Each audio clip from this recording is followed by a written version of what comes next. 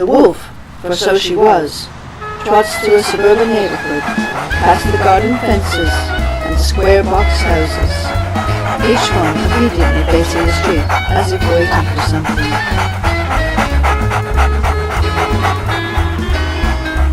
For her, these are a maze of inconvenient obstacles, quite incoherent to her wolf mind.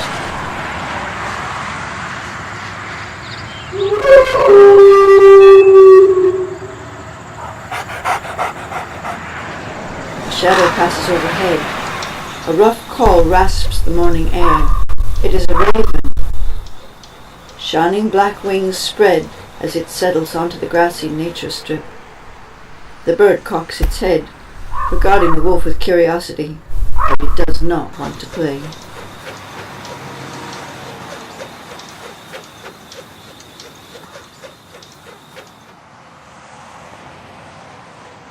Rounding a corner, the wolf finds herself suddenly in the open. Her ears twitch at the unexpected sound of the highway. Unsure, she scans the landscape. Above the rooftops are mountain towers, as strong and as wild as wolf herself. With a thrill, the wolf feels the mountain's cold breath upon her. This is where she longs to be. This her soul understands. But she has no way to understand the traffic.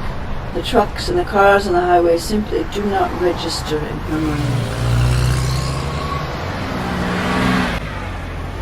Up ahead, a woman approaches the intersection. She is dressed all in red.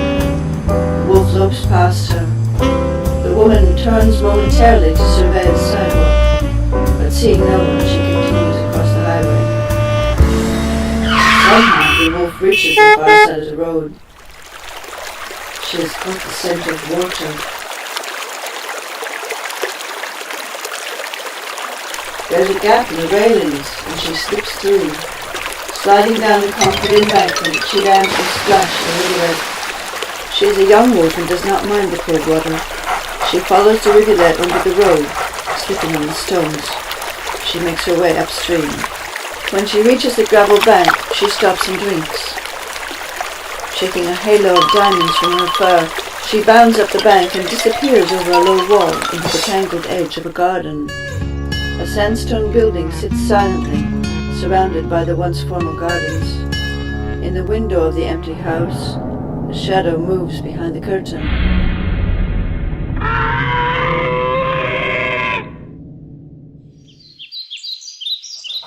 The wolf's keen ears pick up a scraping sound coming from inside the building, but the mountain calls her.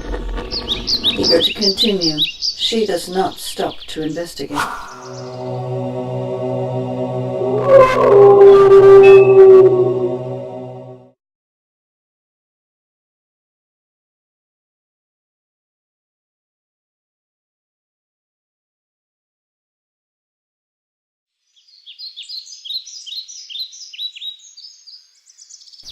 A stately house stands on the corner block.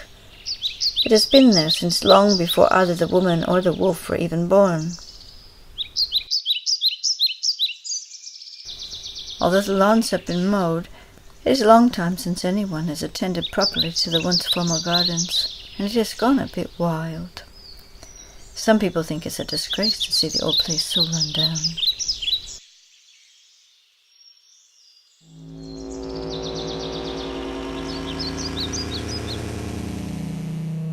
Watching from the window is a Domovoi. He is the ancestral house spirit, once respected and looked after as he looked after the family who lived in this house. But it has been many years now since anyone called him grandfather or left porridge and milk behind the stove for him. The people passing by on the sidewalk don't see him there, but the Domovoi watches them all from his lonely vantage point.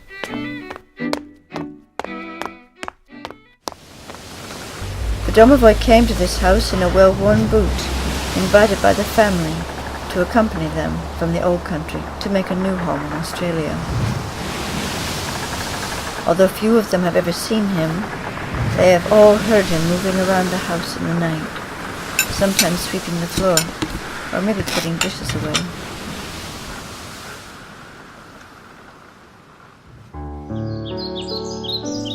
For decades they have lived here and built a life in this house, surrounded by the fruit trees and the leafy gardens. Some years were happy, while others brought sorrows, but these they weathered, and their faith in the unseen never wavered. One by one the babies grew into children, and most of them reached adulthood, when they moved out into a modern world that held no place for the spirits of their ancestral homeland. And finally, there was only one old lady and her cat left in the house. When she reached the end of her time on earth, the Domovoi was there beside her bed. She saw him, his eyes kind and wise, and she knew that to see the Domovoi heralded a death in the family, this time her own. But she was not afraid. She reached out and he touched her hand softly. She smiled and her spirit slipped gently away.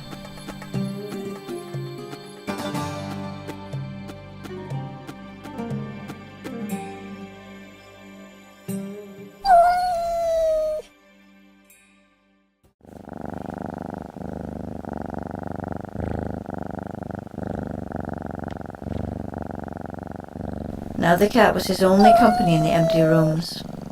Slowly the dust covered everything. One night the cat did not return from hunting rats in the garden, and the Domovoi was left all alone.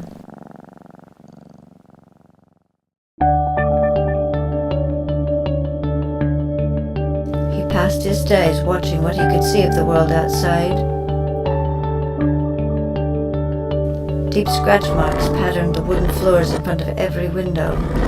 He watched the seasons change, and the people walking by on the footpath. Sometimes passers-by heard a moaning sound coming from within the old house. They hurried on, thinking they were imagining things. Domovoi thought he saw a flash of white fur disappearing among the trees, and now he hears the sound of heels on the pavement and crosses to the front window.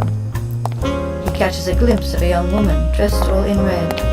She walks confidently, her eyes fixed on the fine line of snow that outlines the crest of the mountain.